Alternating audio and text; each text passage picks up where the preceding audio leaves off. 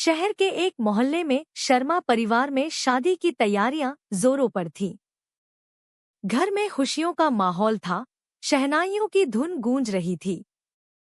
सुधा जी और रवि जी ने अपनी इकलौती बेटी रिया की शादी बड़े धूमधाम से तय की थी। सुधा जी ने अपनी बेटी के हर सपने को पूरा करने की कोशिश की थी और अब उसकी डोली उठने का समय आ रहा था। मंडप सज चुका था, बाराती आ चुके थे। हर तरफ हंसी खुशी का माहौल था। तभी एक ऐसी घटना हुई जिसने सारी खुशियों पर ग्रहण लगा दिया। लड़के वालों की तरफ से अचानक दहेज की एक बहुत बड़ी रकम की डिमांड रख दी गई। वह भी ऐसे समय पर जब सब कुछ तय हो चुका था और शादी बस होने ही वाली थी। यह डिमांड इतनी ज्यादा थी कि सुधा जी और रवि जी के पैरों तले जमीन खिसक गई। उन्हें कभी सोचा भी नहीं था कि ऐसा भी हो सकता है। सुधा जी कुछ देर के लिए तो सन्न रह गई। उनके मन में तूफान सा उमड़ रहा था। एक तरफ बेटी की शादी और उसकी खुशी, दूसरी तरफ यह अन्यायपूर्ण डिमांड। लेकिन सुधा जी कमजोर नहीं थी। उन्होंने हिम्मत जुटाई और लड़के वालों के सामने खड़ी हो गईं। सुधा जी ने शांत पर दृढ़ आवाज में कहा, देखिए, यह कैसी बात कर रहे हैं आप? शादी के मंडप में खड़े होकर आप सौदेबाजी कर रहे हैं? मैं अपनी बेटी की शादी धूमधाम से कर रही हूँ। अपनी खुशी से जो बन पड़ा वो कर रही हूँ। लेकिन यह जो लाखों की डिमांड आप रख रहे हैं, यह तो सरासर गलत है। यह लालच है और मैं इस लालच के आगे नहीं झुक सकती। लड़के वालों ने अपनी बात पर जोर दिया, कहा कि यह तो आजकल चलता ही है। तब सुधा जी ने और भी मजबूत आवाज में वो बात कही जिसने सबको चौंका दिया, आज आप मुझसे पैसों की डिमांड कर रहे हैं। इसकी क्या गारंटी है कि कल आप मेरी बेटी से या उसकी काबिलियत से और डिमांड नहीं करेंगे? मेरी बेटी बहुत पढ़ी लिखी है। उसने अपनी मेहनत से जो ज्ञान और काबिलियत हासिल की है, वही उसका असली दहेज है। इससे ज्यादा कीमती चीज मैं उसे क्या दे सकती हूँ? उन्होंने बिना डरे कहा, मैं आपकी यह डिमांड पूरी नहीं कर सकती। और जिस रिश्ते की शुरुआत ही पैसों की डिमांड से हो रही हो, वह रिश्ता मेरी बेटी के लायक नहीं है। सुधा जी ने उसी पल भरी मंडप में वह रिश्ता तोड़ दिया। लड़के वाले आग बबूला हो गए। उन्होंने धमकी दी, याद रखना, अगर आज तुमने यह शादी तोड़ी तो तुम्हारी बेटी से कोई शादी नहीं करेगा। इतनी पढ़ी लिखी लड़की का क्या करोगी अब? सुधा जी का चेहरा दृढ़ था। उन्होंने साफ शब्दों में जवाब दिया, मुझे चिंता नहीं है।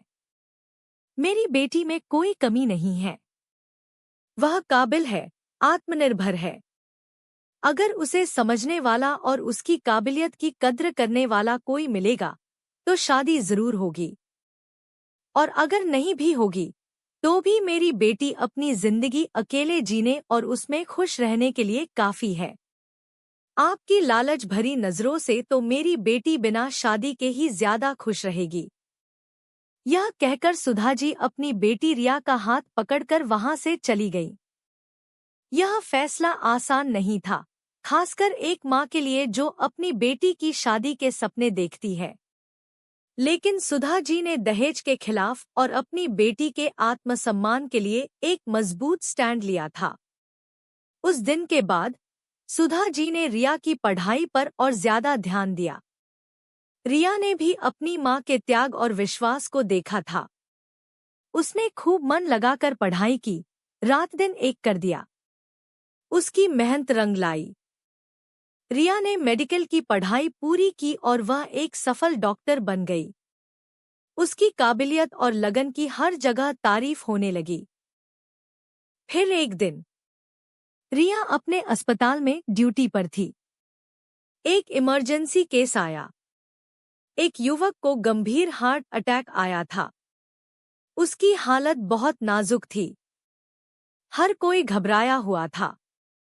डॉक्टर रिया तुरंत एक्शन में आई। उसने बिना एक पल गवाए अपनी पूरी काबिलियत और सूझबूझ से उस युवक का इलाज शुरू किया। उसकी तेजी, उसका ज्ञान और उसका शांत व्यवहार उस नाजुक स्थिति में संजीवनी बूटी जैसा काम कर रहा था। लंबे संघर्ष के बाद डॉक्टर रिया उस युवक की जान बचाने में कामयाब रही। उसकी चारों तरफ प्रशंसा हो रही थी। उस युवक के परिवार वाले रिया का शुक्रिया अदा करते नहीं थक रहे थे। बाद में पता चला कि जिस युवक की जान डॉक्टर रिया ने बचाई थी, वह उसी परिवार से था जिसने सालों पहले दहेज के लिए रिया का रिश्ता ठुकरा दिया था। नियति का यह कैसा खेल था।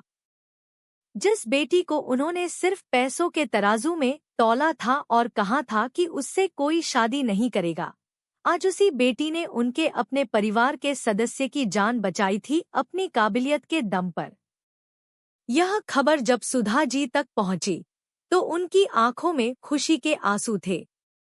उनकी बेटी ने अपनी काबिलियत से साबित कर दिया था कि असली दहेज पैसा नहीं, बल्कि ज्ञान, हुनर और एक नेक दिल होता है। यह कहानी एक माँ की हिम्मत, एक बेटी की लगन और दहेज जैसी कुप्रथा पर एक करारा जवाब है। तो दोस्तों, यह कहानी हमें सिखाती है कि लड़कियों का असली दहेज उनका ज्ञान, उनकी शिक्षा और उनकी काबिलियत है। इस पर निवेश करें, इसे बढ़ाएं। यह दौलत कोई छीन नहीं सकता और यही आपको जिंदगी में असली पहचान दिलाएगी। दहेज एक कुप्रथा है। इसके खिलाफ आवाज उठाना जरूरी है। अपनी बेटियों को इतना काबिल बनाइए कि उन्हें किसी भी लालच के आगे झुकना न पड़े। याद रखें, एक पढ़ी लिखी और काबिल बेटी पूरे समाज को रोशन कर सकती है। यह कहानी आपको कैसी लगी? क्या आप सुधा जी की हिम्मत से प्रभावित हुए या आप रिया की लगन से प्रेरित हुए? हमें कमेंट्स में अपने विचार जरूर बताएं। अगर आपको लगता है कि दहेज के खिलाफ यह संदेश ज्यादा लोगों तक पहुंचना चाहिए और लड़कियों की शिक्षा का महत्व सबको समझना चाहिए, तो इस वीडियो को लाइक करें और ज्यादा से ज्यादा लोगों के साथ शेयर करें। और ऐसी और भी प्रेरणादायक और सामाजिक कहानियां देखने के लिए हमारे चैनल को सब्सक्राइब करना बिल्कुल न भूलें। आपके समर्थन का हमें हमेशा इंतजार रहेगा।